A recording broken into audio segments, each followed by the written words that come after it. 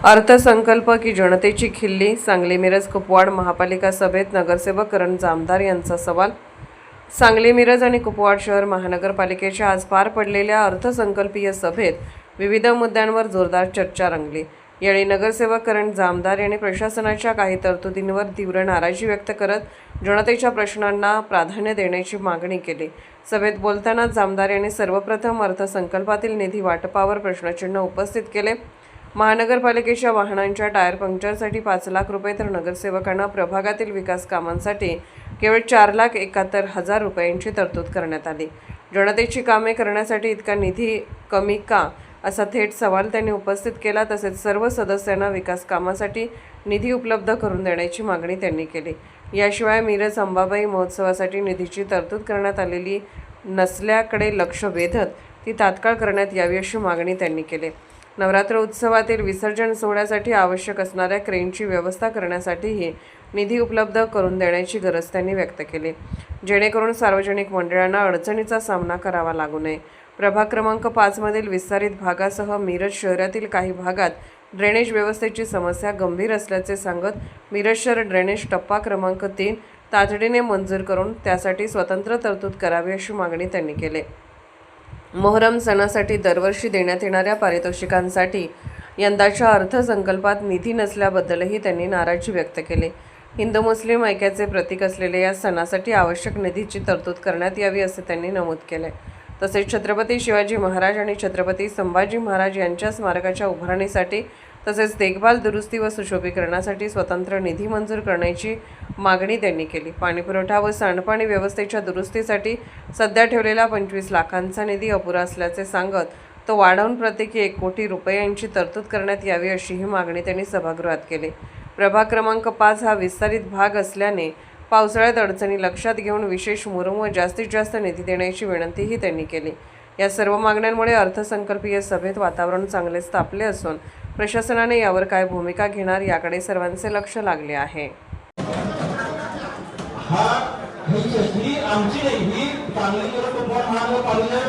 जनतेची चर्चा केल्याचं एक दृष्टी वाटते मला, कारण की इथं 20 लाखाची खर्च होत नाही आणि पूर्ण वर्षभरात 5 लाख हे मात्र तुम्ही कुठं या सांगली महानगरपालिका जनतेला 4 लाख एकत्र तर तुम्ही कुठं या गोष्टीला न्याय द्यायला पाहिजे या सर्व जनतेला।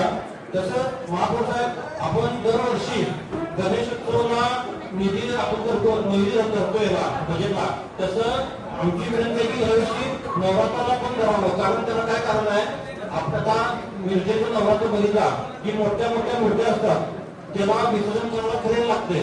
आम्ही दरवेळी नवरात्र आले की आयुष उपाय साहेब असतील, डोकरे साहेब असतील किंवा मॅडम असतील, त्यांना फोन करतोय, त्यांना सांगतोय की बाबा जेसी आपल्या क्रेन पुरा विषयला परत डोकरे साहेब म्हणतात मागच्या वर्षी पुरलेलं काय, मग आम्ही मागच्या वर्षी पुरलेले व्हिडिओ मला दाखवतोय, फोटो दाखवतोय, तर पुरा डोकरे साहेब पुरवतात, पण एकदा त्याचा काय निकाल होऊन ते हेडला जरा। तसंच यावेळी जो ह्याचा नवरात्र मिरजच्या नवरात्र अंबाबाई मंदिर व मोहरम व्यवस्था त्याला 0 बजेट ठरले। आपण मोहरम हा मिरजेत मोठ्या प्रमाणात आपण सण साजरा करतोय, सर्व हिंदू मुस्लिम बांधव एकत्र साजरा करतात हा सण। आपण महापालिकेमार्फत मोहरमचे जे मंडळ येतात त्यांना आपण मोमेंट देतो महापालिकेतर्फे, त्यामुळे ते आपण देणं गरजेचं आहे। त्यांना आपण आता बजेट 0 झालेलं आहे, त्यामुळे त्याचे एक एस्टिमेट करून मोहरम करता पण आणि नवरात्र उत्सव करता भेट करावं। तसेच महापौर साहेब, आता जसं आपण पाण्याचा विषय जो महाराष्ट्रात मीटिंग घेतली, त्या मीटिंग मध्ये आपण चर्चा बरीच केली, पण आता पूर्ण महापालिकेकरता पाईपलाईन दुरुस्तीचा फक्त 1 कोटी निधी झाला आहे, म्हणजे प्रत्येक प्रभागाला 25 लाख। महापौर साहेब, 25 लाखात काही होणार नाही, त्याला मी आपल्या प्रशासनाशी बोललो, विभागाशी बोललो, त्यांनी सांगितलं प्रत्येक टोटल 3 कोटीचं पाहिजे, प्रत्येक शहराला 1-1 कोटीचं पाहिजे असं त्यांचं म्हणणं आहे। त्यामुळे त्याचं पण तुम्ही जेव्हा वाढवण्याचा विचार करावा। तसंच मिरज शहरात जो ड्रेनेज आहे तो खूप जुना ड्रेनेज आहे चौकोन भागात, त्या ड्रेनेजला पण दुरुस्ती करण्याकरता परत सांगली मिरज कुपवाड महापालिकेला 1 कोटी भरले। त्यामुळे आमची म्हणणे महापौर साहेब की प्रत्येक प्रभाग समिती वाईज ते निधी करण्यात यावं आणि प्रत्येक प्रभाग समिती 25 लाख काही होणार नाही, त्यामुळे प्रत्येक प्रभाग समितीला 1-1 कोटी तुम्ही धरावं, जेणेकरून गावठाण भागात जुनी ड्रेनेज पाईपलाईनसाठी आम्हाला बदलता येईल.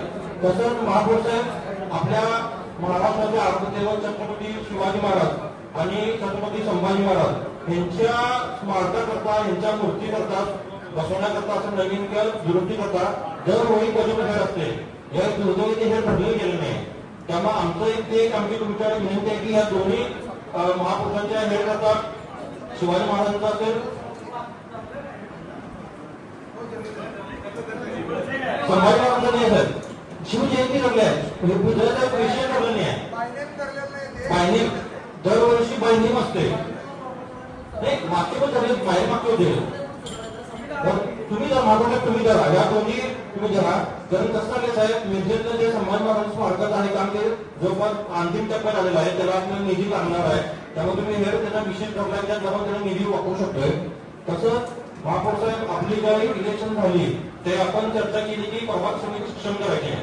पण इथे बजेट दिसते की प्रभाग समितीला काही निधी झालेला नाही आहे.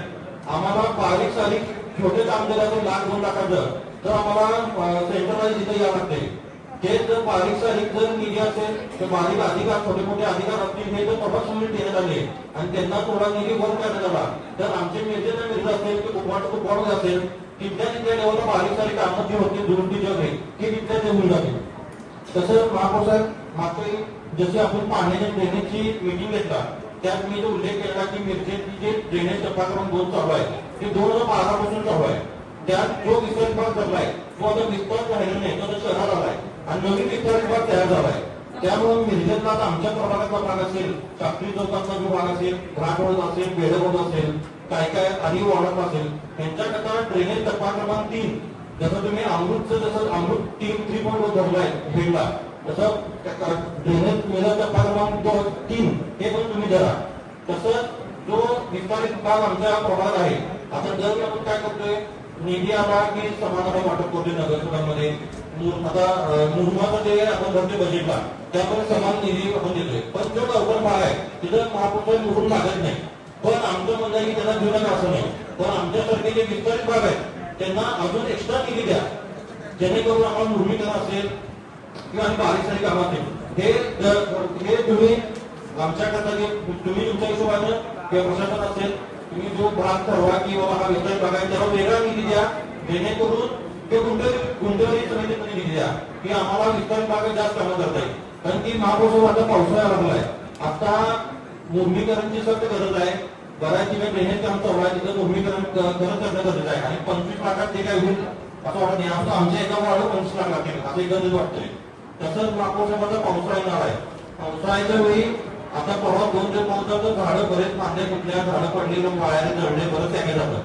प्रत्येक वेळी आम्ही फोन करतो की झाडं छाटून घ्या, तर महापालिकेत करून देत नसतात.